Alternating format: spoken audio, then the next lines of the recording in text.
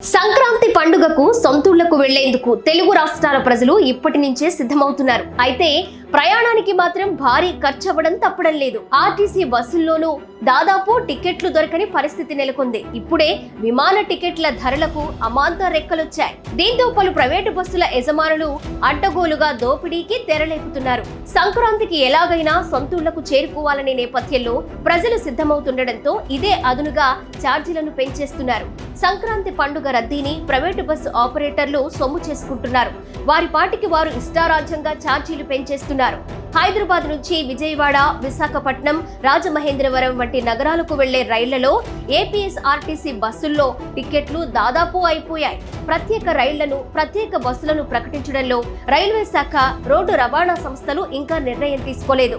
దీంతో ఈ పరిస్థితులను ప్రైవేట్ ఆపరేటర్లు అనుకూలంగా మలుచుకుంటున్నారు. సంక్రాంతి పండగకి ముందొస్తున్న వారాంతం కావడంతో జనవరి 9, 10 తేదీల్లో భారీ డిమాండ్ ఉంది. ఆ తర్వాత రోజుల్లోనూ రద్దీ ఉన్నా ఈ 2 రోజుల్లో ఎక్కువ మంది ప్రయాణాలు పెట్టుకుంటున్నారు. దీంతో ప్రైవేటు బస్సుల ఆపరేటర్లు అమాంతం ఛార్జీలను పెంచేస్తున్నారు. ఆర్టీసీ ప్రత్యేక బస్సుల్లోనూ అదనపు ఛార్జీలు ఉంటున్నా గరిష్టంగా 50% మించడం లేదు. ప్రైవేటు బస్సుల యజమానులు మాత్రం 2-3 రెట్లు అధికంగా వసూలు చేస్తున్నారు. ఇక ప్రైవేటు బస్సుల్లో ఛార్జీల్ని ఇష్టారాజ్యంగా పెంచుతున్నా రవాణా శాఖ ఆ విషయాన్ని పట్టించుకోవడం లేదు. ఇక హైదరాబాద్, బెంగళూరు బస్సు, కర్నూలు జిల్లాలో ఘోర ప్రమాదానికి గురైన తర్వాత బస్సుల ఫిట్నెస్, ఇతర భద్రతాపరమైన అంశాలను కొన్ని రోజులు తనిఖీలు చేసి అధికారులు కేసులు పెట్టారు. ప్రతి ఏడాది పండుగ సమయంలో భారీగా ఛార్జీలు పెంచుతున్నా కేవలం హెచ్చరికలకు పరిమితమవుతున్నారు. ఆర్టీసీలో టికెట్ ధర 1880 రూపాయలుగా ఉంది.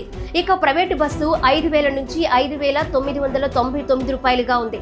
అదే ప్రైవేట్ స్లీపర్ బస్సులో టికెట్ ధర 6999 రూపాయలుగా ఉంది. జనవరి 9న హైదరాబాద్, విశాఖపట్నం విమాన టికెట్ ధర 6157 రూపాయల వరకు ఉంది. హైదరాబాద్ టు విజయవాడ ఆర్టీసీలో సీటర్ టికెట్ 440 రూపాయలు ఉంటే ప్రైవేట్లో 2000 రూపాయలుగా ఉంది. అదే స్లీపర్లో బెర్త్ కావాలంటే సౌకర్యాన్ని బట్టి 3500 నుంచి 6000 వరకు నిర్ణయించారు.